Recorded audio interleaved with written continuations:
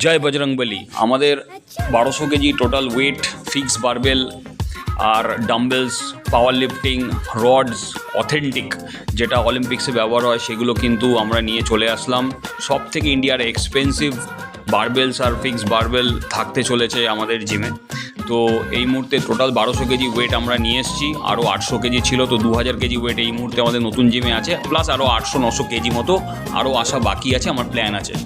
আমরা এটা আনন্দবাজারের জিমে নিয়ে আসলাম, লক্ষ্মী মন্দিরের উঠোনে বাবাকে দিয়ে এটা আনবক্সিং করানো হচ্ছে। অ্যাকচুয়ালি আমরা দেখে নেব ট্রান্সপোর্টে মালটা কতটা ঠিকঠাক আসলো।